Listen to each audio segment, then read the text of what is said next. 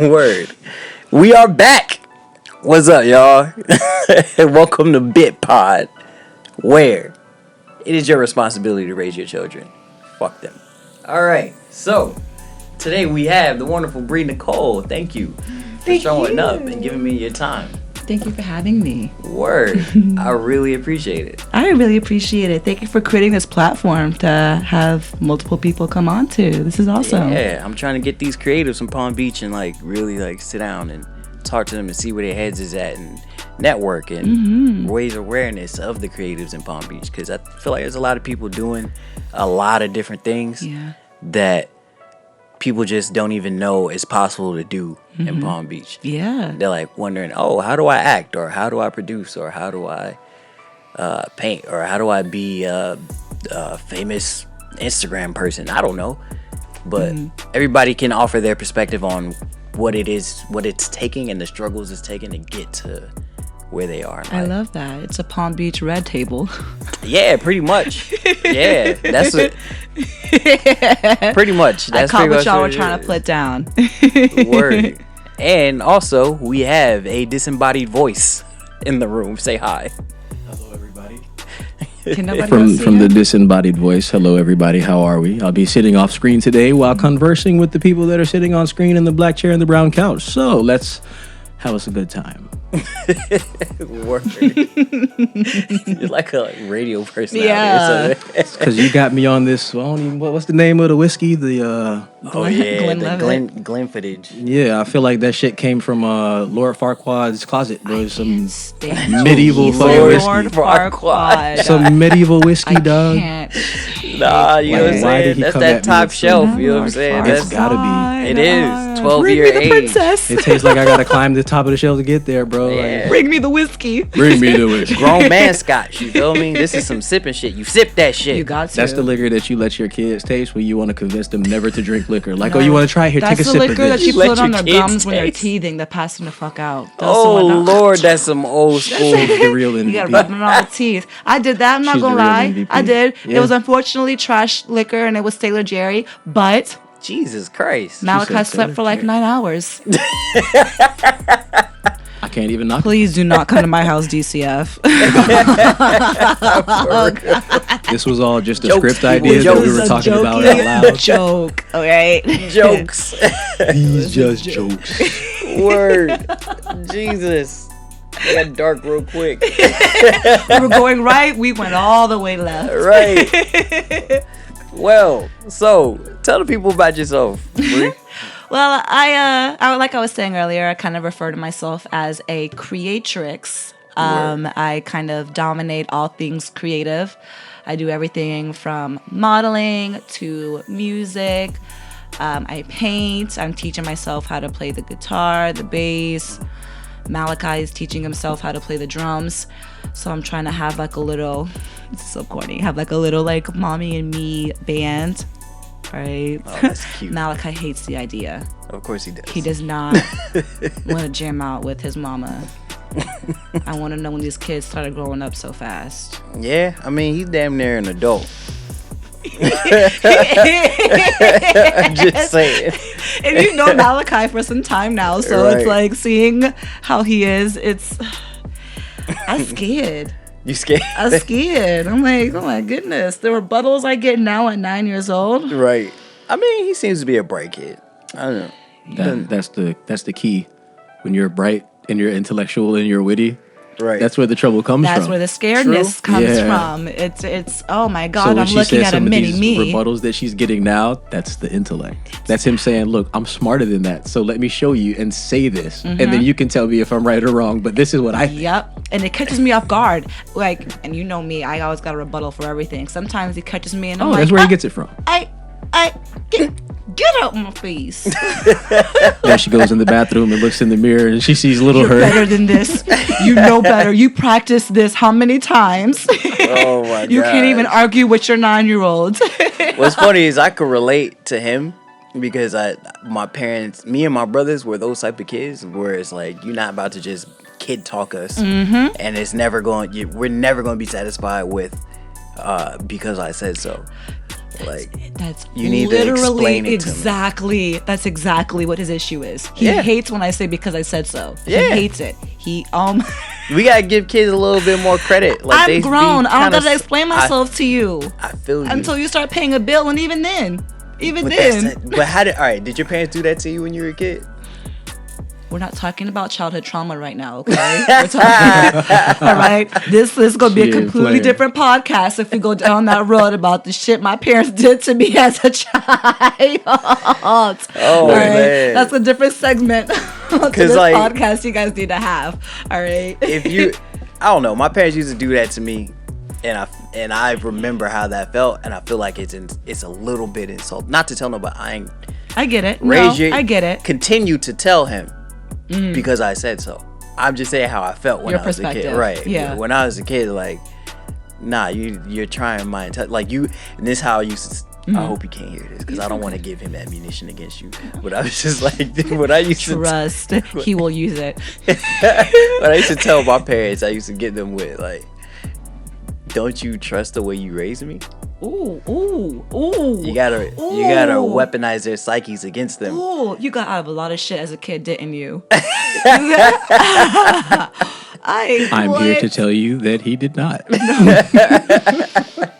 No, so your parents are clearly a lot smarter than me. We got away with our fair share of stuff, but who raised me then? Who did it? Like, yo, trust. Like, you raised me to be an inquisitive, smart person. Of course, I'm about to ask you some questions. That's why the intellect is dangerous. You're not just going to hit me with accept it because I accept it. Like, that's not a good enough reason. Because I said so. I'm sorry, Mom. I'm smarter than that. Right. Yeah. You made me this way. So it's like a good and bad thing now, especially considering how when we were being raised, it was a completely different era. You know, we weren't raised with cell phones. We weren't required to have cell phones whenever we went outside or whenever we went to our friend's house. You know, I was okay with just calling my parents every hour and a half and just checking in with them and then just going about my day.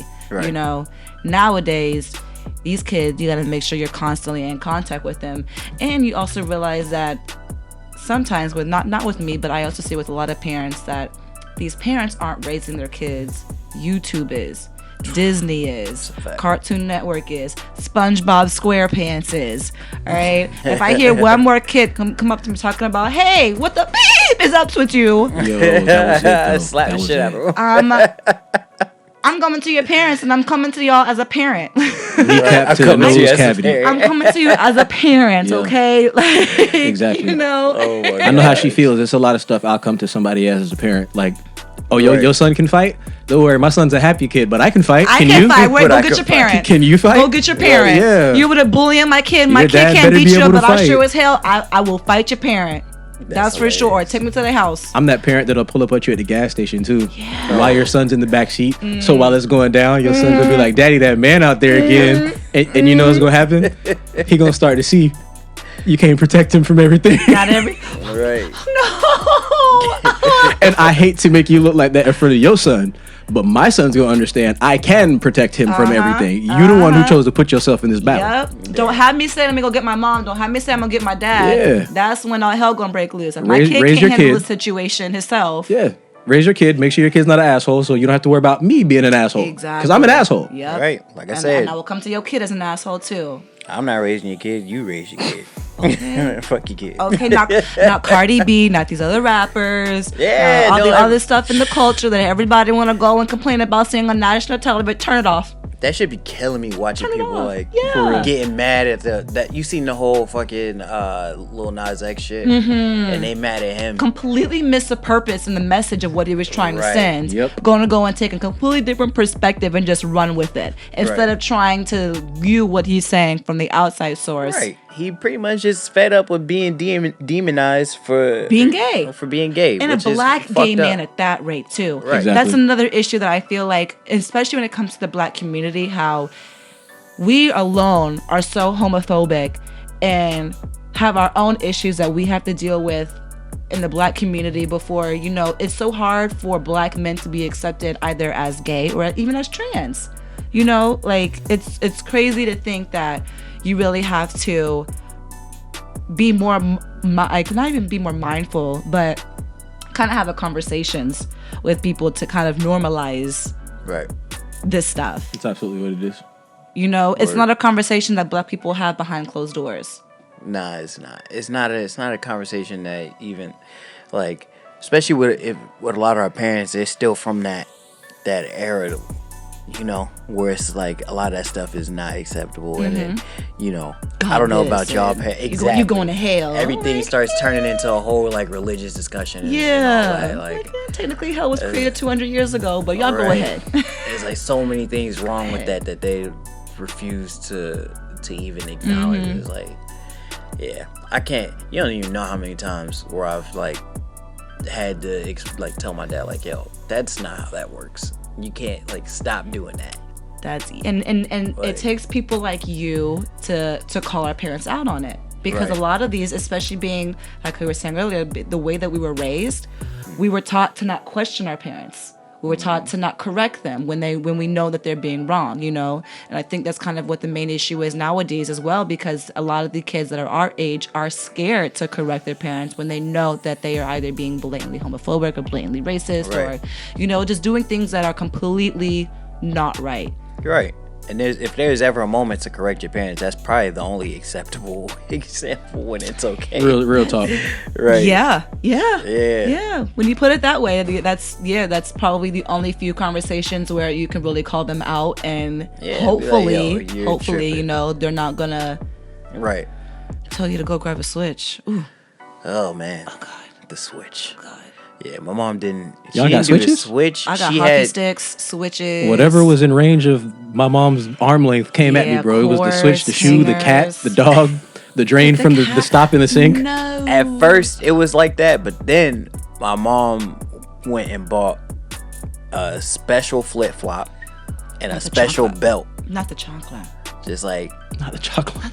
Some shit like that. I pretty throw much. stuff. Whereas like these two things are designated. She didn't wear them.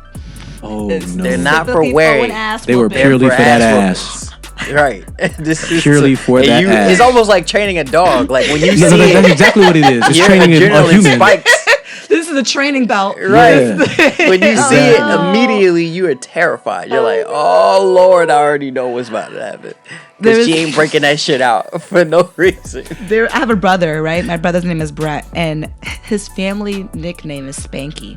Right. Is what? Is Spanky. Oh my God. So clearly, you know, Brett was, you know, I don't want to say problem child, but problem child. And would always get his ass whooped. Right. My parents went and one got the board with the holes.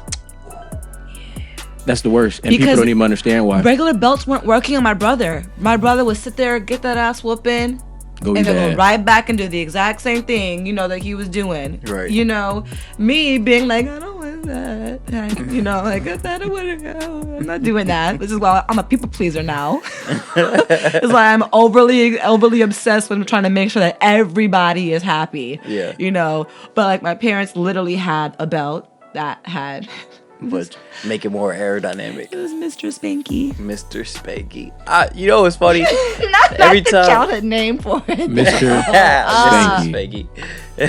I'm the type to psychologically get to my kids. With the whole dedicated shoe and dedicated belt, you know what it's for. Mm-hmm. I'll come home, go in the room, change, go in the kitchen, and I'll place walk it out. Mr. Spanky right next to the sink while I'm washing the dishes. And then I'm gonna go and cook Mr. Spanky next to the stove. Right, you know it's coming eventually. Because that's the only reason Mr. Spanky's out. Yeah. That makes the ass whooping worse. And I'm gonna wait till you fall asleep. Oh my God. You gonna think you made it home free? I forgot. I got in the shower one time. Same. Oh, I've got it plenty times in the shower. They wait till you in the shower. That has become y'all fault. Because y'all need to learn to lock the door.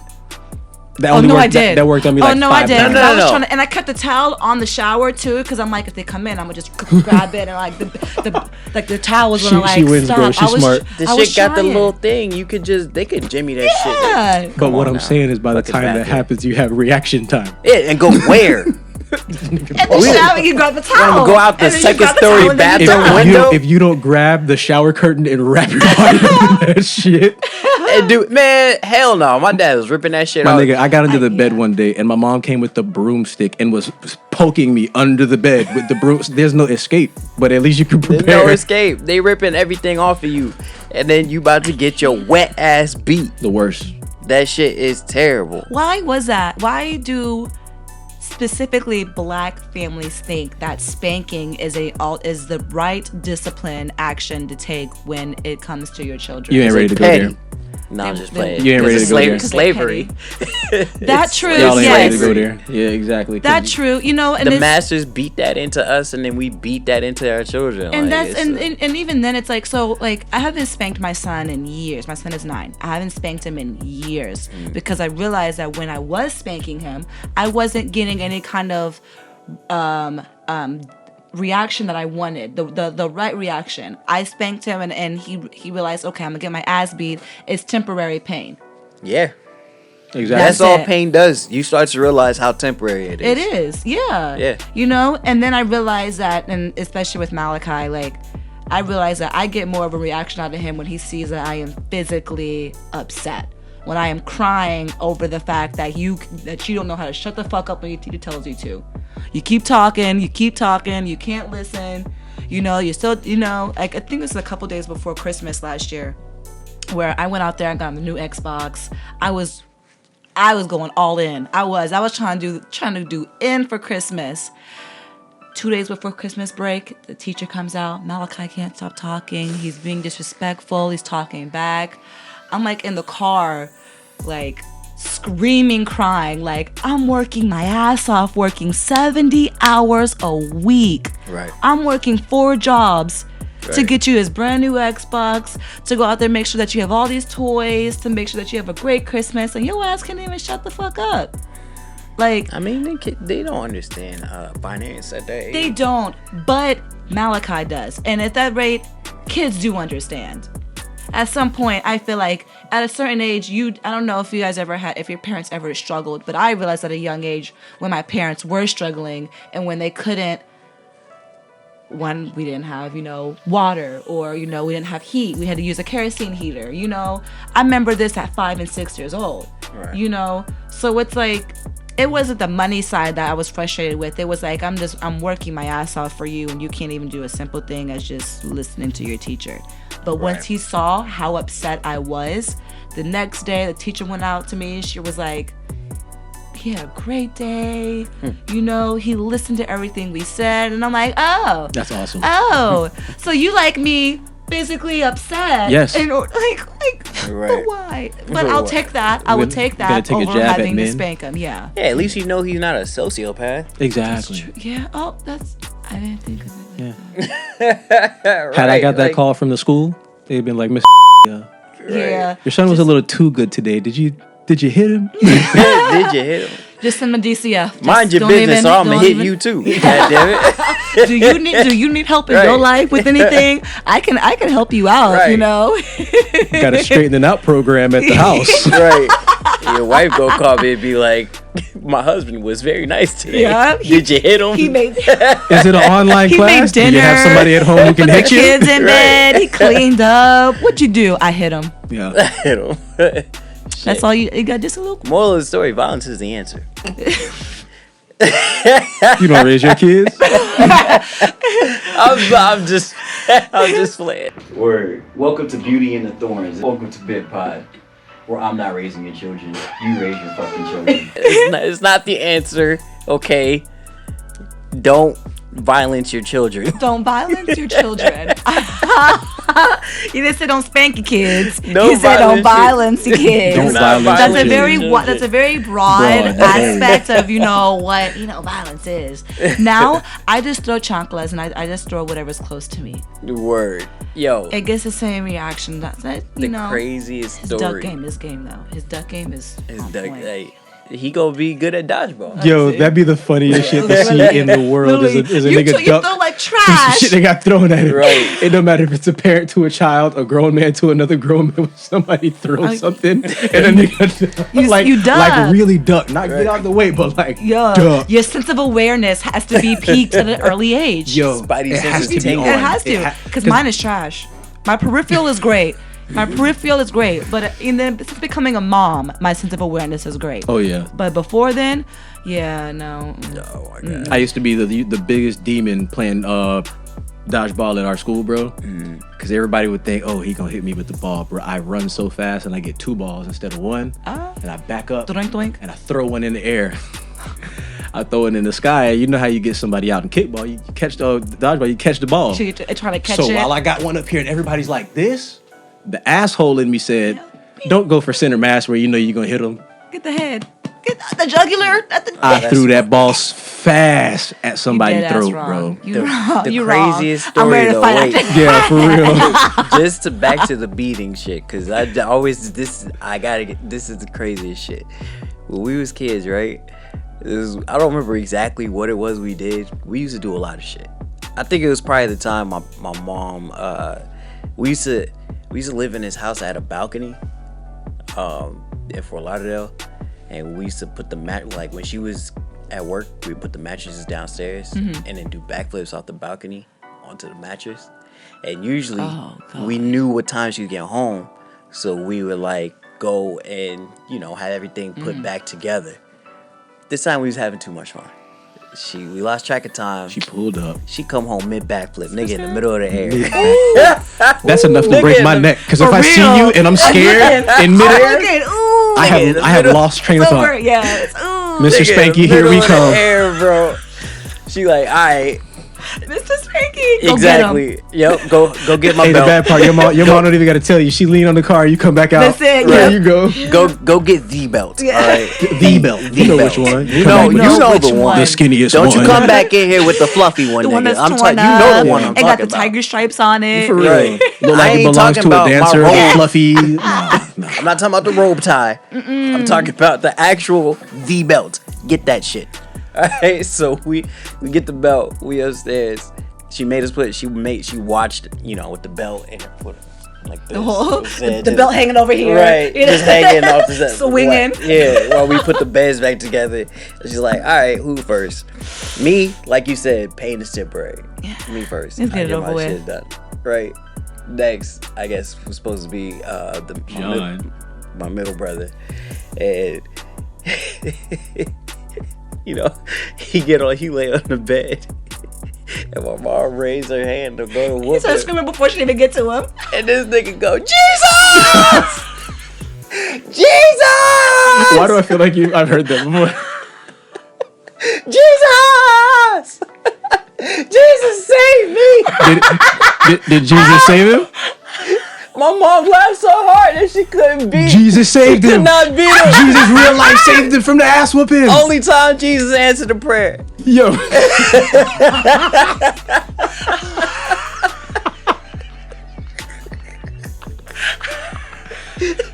You talk about the most immediate turnaround time for a prayer. Right. Every other time I prayed to God, I ain't getting a response. Instant gratification. He moved you straight to the top of the list. Yo, immediately, yo. You made God laugh. That's what happened. God was like, yo, this is funny. This gotta happen. If I made in his image, that means he funny like I'm funny. Yeah. He laughed at this and he said, yo, we gonna grant my dog his miracle. He's like, got you, my nigga. Don't ask me for, One and only one. don't ask me for shit Never, else. you can't use it again after Right. that. Yeah. That was it. Don't ask me to That's help it. you start a business because I saved your ass 10 years ago. That's it, The yeah. only thing is, I'm mad because I got my ass beat. Trying to go first. So hold on, what happened to the youngest brother? Did Because I John, went first. Did John Everybody save the after youngest me one ain't too? getting no beating. So he saved the youngest brother also? Oh, Yeah. if they asked for but them. it's temporary. Yeah, the pain is temporary, but I'm permanently angry. Choked up. For real. Am I like the least favorite son now? Is that what Right, you're trying to no. tell me? That's how it felt. You know? I am the favorite. Let's get this straight right now. Ooh. I am Do the y'all hear favorite. him? Do you guys hear him? You guys, you know. Y'all watching this, I know you know. Yeah. Don't you ever get it twisted. Ass. Oh. All right. Asshole. Anyways, Were we talking about I don't narcissism know. earlier? I forgot. We got off track. Again, we were going left. We went completely right. I know. All right. So, tell me more About which subject? about your life. All right. So, Lord have mercy. What am I doing right now? I just did a major campaign with Serena Williams. Oh, that's what's up. Yeah, this is for her clothing line. If you go onto her website, you will see these curls everywhere. Not my face, it's the curls that are, the job. Right. That was super cool. And then this summer, Wait, how'd that happen? So I am a model with Fitness Hub on Clematis. They are a luxury athletic boutique. So they have a couple of locations here in West Palm in the outlets, Clematis, some in Miami, some in Boston. Right. I shoot with them once a week. And one of the models that I also shot with is actually really close friends with Serena Williams. Oh, word. So Serena said that when I had met her, she had said that this photo shoot that we had last month was the first photo shoot that she's had since COVID. So she was looking for new models, and the model that I worked with had referred me to the shoot. That's dope. So yes, like that's shout out to Sienna, because that was amazing. You know, like I don't think I could have ever booked something like that on my own. Which is super dope. Hopefully, you know, we will have some more gigs in the future. But Sienna's also a belly dancer. Oh, word. So I used to take some belly dancing classes when I was in Atlanta and in New Jersey at a very, very inappropriately young age. Jesus. Yeah. I don't. Why? My mom liked to do a lot of stuff. Okay. Say no more. Say Yeah. less. Yeah, you know, so I think that's probably why I'm so, I say I have a hyperfixation on constantly having to be learning something in the present. Right. You know, so like during quarantine, I was trying to build my own studio, trying to make beats, trying to make my own songs in my own closet. That didn't work out too well, which is why we started collabing. Right. And then like I'm teaching myself guitar, bass, and I'm trying to teach myself American Sign Language. So I ended up designing this shirt for Black Lives Matter, and then I'm like, you know, how am I gonna promote this shirt if I can't even, you know, say my name? So I went and got like 3,000 index card to try to teach myself. And then I realized this is when the hyperfixation started coming in, because I was trying to learn like 6 things at once. Right. And then you hit that burnout, and it's like, yeah, no. 2 at a time. Yeah. Maybe 4. Okay, 4. 3. Happy medium. Yeah. 3's a good number. 3 is a good. That's my life path number. So we'll stick with 3. Right. 3. We'll stick with that for now. No, I know how that could be though. I definitely like to learn stuff. Whenever I like encounter something that I really want to do, I like information wise, I throw myself into it. Like, I want to learn all of it now. Exactly. Now. Start hitting YouTube University, listening to all the audiobooks on the subject, and just really trying to like learn. And then learn what's going on currently, not just like information on how to do what it is.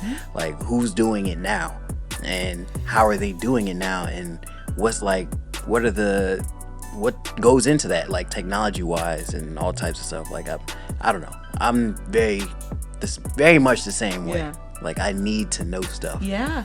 And I also think it's also a form with ourselves as evolvement. You know, we're not supposed to stay idle. We're not supposed to stay the same person. Right. You know, we are supposed to continuously be seeking information and continuously trying to better ourselves. And I feel like the only way that you can ever really do that is just by becoming more knowledgeable. Right. You know, and it doesn't really have to be about anything specific, but as long as you're constantly trying to learn and constantly trying to evolve, you know, you're kind of hitting the peak on, you know, how to be a human being or be a decent human being. Or just, you know, further your situation in life. You know what I'm saying? Like, the more things you know how to do, the more things you can do yourself, the less you got to rely on other people. That's true. The faster you can accomplish. That's very true.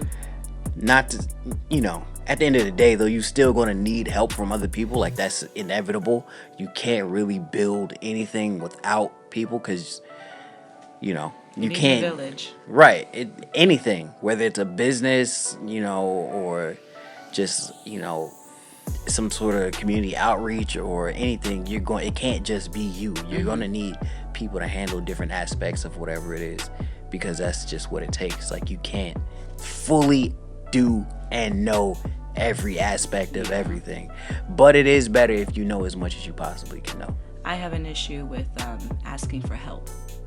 Word. That's one thing that and I hate that I'm like that. I think this also goes back to kind of like, childhood trauma too, when it comes even when it comes to being spanked, like sometimes you're just afraid to ask for things because you're afraid to get shut down. You're afraid of that no. And I would much rather not ask than be told no. That's just, especially if I know that the answer is going to be no, I'm definitely not going to. See, I don't have necessarily a problem asking for fear of being told no, but I do have a problem of asking for fear of being perceived as someone who just needs too much from the people around me. Like I don't want to come across as like needy. Yeah, or just like coming to you, because usually I'm only gonna ask people for the things that I know they provide well. Okay. And there's probably a lot of people asking whoever it is for whatever the service is. Supply and demand. Exactly. Yeah. I don't want to add to the stress of it. I don't want to be the person who's like, oh, you feel like I'm only your friend because I was waiting to ask for that from you. You get what I'm saying? Yeah. Like, yeah. I don't want to. I don't know. Because eventually you feel like I'll need you eventually. Right. At some point in my life, and maybe that's probably why some people start trying to create relationships to a certain extent. Right. And I understand what you're trying to say, because I do know people who personally see somebody, want to be their friend because they see that they see them as an opportunity. Right. Exactly. That's right. what it is. I don't want to be that person. Yes. So I tend to just not ask people for anything at all, because I don't want to be perceived as a person who's using you like as an opportunity. I have friends that are like in positions of like. Can I give you guys a third perspective on this as well? Yeah. What's up? From the degree of not liking to ask for assistance, for you say it's because of the childhood. For you say one of the things is you don't want to be seen as an opportunity. Exactly. Well, yeah, I don't want you to feel like I'm using you for an opportunity. And for me, there's one aspect of it that I hate when people come with I built that. It's like, I asked you for help with this, and then you're going to try and attempt to capitalize on the entirety of my business and say, you made this happen. Yeah. Right. And that's annoying. The kudos that you want. Exactly, because I have some people that I've worked with before. You know some of the projects that I've worked on. It's like they see the big name, they see the big lights, and then it's like, yo, let's do da da da da da da. Or even if I come to them and it's like, yo, let's talk, let's work da da da da da da, and it's like, here we go, we gonna capitalize on all of this. You gonna rake in all of this, and then it swings back around, and it's like, oh yeah, that movie we did, bro, that was my shit. I influenced the whole thing, bro. Where's your name in the credits? Yeah. Right. But you're telling the whole, oh yeah, man, you ain't see us taking the pictures together. We was doing that. Yeah, man, I was telling him all that shit. It's like, don't get me wrong. If you were, bro, I got a problem telling nobody. I'm not the credit chaser. But it's like there are so many people that don't want to put in the work but want to reap the benefits of the image. That when it comes to asking somebody for assistance, when you are a diligent hard worker and care about your craft and your product, you have to even be careful who you ask for that assistance, because you have people that will genuinely assist you, and then you have people that will not do shit but claim everything. Don't want the credit.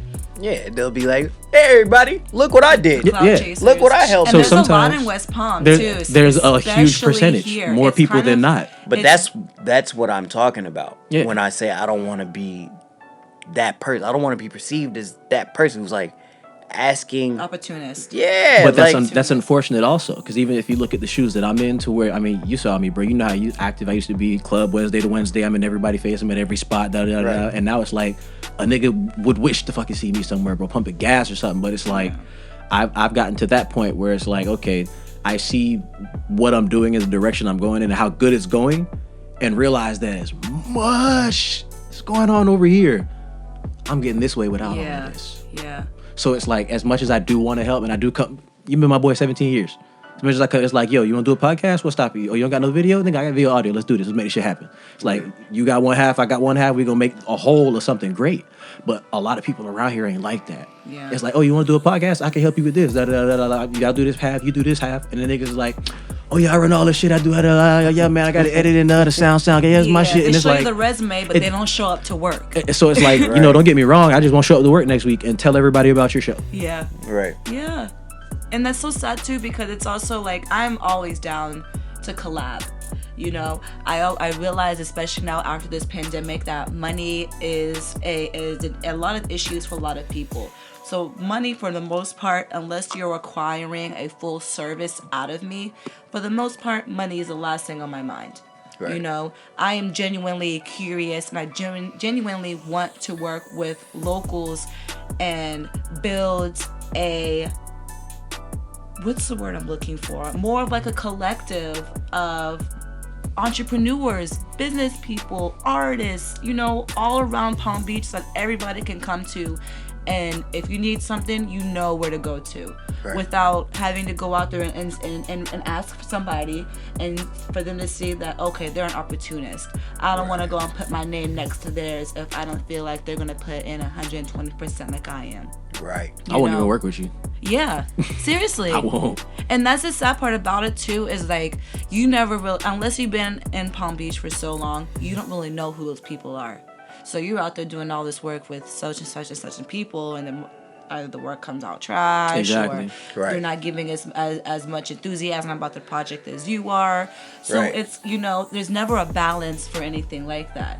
You know, but I mean, clearly being here for the little time that I have, you guys work so well together, you know, and I know off the top of my head, at least 5 people who have been trying to launch a podcast the past 2 years.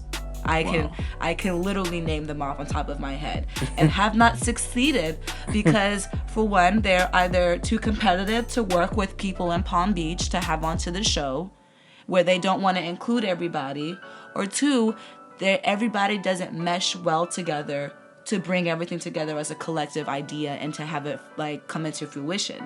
Right. You know? Yep. So it's kind of that, it's hard to pick and choose people that will add to what you guys are already doing. Right. You know? And even not just you guys, but also the other entrepreneurs and other people that are in Palm Beach as well. Right. You want people that, if you're about to try to work towards a goal, you want the people with you working on that goal to be able to add value to the project as a whole, and not necessarily be like divas for their individualism. Yeah. It's like, no, this is the whole thing as a whole can benefit all of us if you're willing to do your part and play your position, which is why I think this with me and him worked.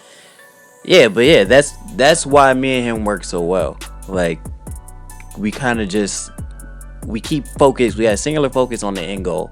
So if I got to do stuff that he's typically supposed to do, I won't ask no questions. I don't like get no attitude about it. I just do the shit, and vice versa. If he's got to do some shit that I'm typically supposed to do, he's just gonna do it because at the end of the day, we try and get a goal, and we know what the goal is, and we know it's gonna take a lot of work, and you know, for the time being, it's just the two of us. Yeah. So we gotta get this shit done. That's great. And that's how you make great partnership like that. When you guys know that you can just bounce off of each other like that, and you don't even have to really speak about it. That's how you know that you guys are in sync, and that is so great to see. Right. So great. And what you're saying, black men do shit like that. Fuck yeah.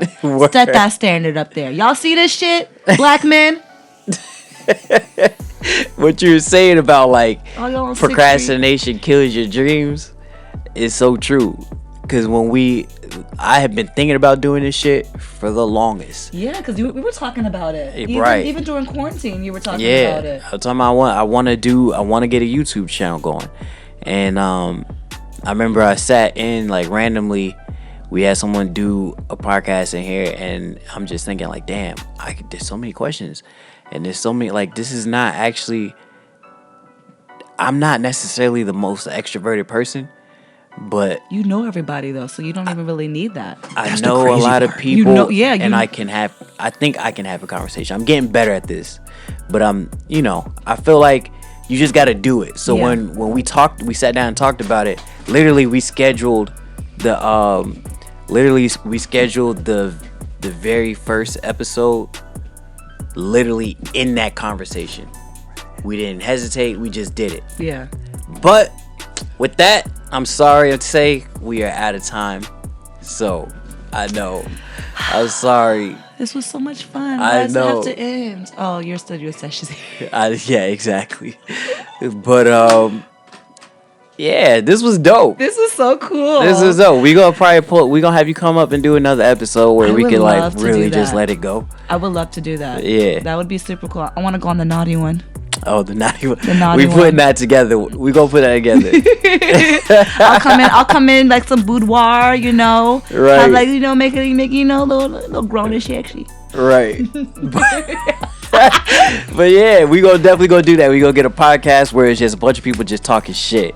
But with that said, this has been Bit Pod. You know what I'm saying? Thank you for watching. Thank you for showing up. Thank you for having me. Thank you. Thank you guys. Thank Disembodied Head. Thank you guys for having me. It was a pleasure being here and speaking up this time. So let's go ahead and let y'all know that I might not be here for the next one, but Mike is going to continue to have such an amazing show. Word. Okay. But yeah, that's it. All right, y'all. You can also follow me on right. Instagram. Sorry. My Instagram is BRI_UTIFUL. It's Bri_beautiful. Beautiful. You get it? That's me. Follow me. I'll follow you back. All that jazz. Thanks again, guys, for having me. Yeah, definitely. All right, y'all.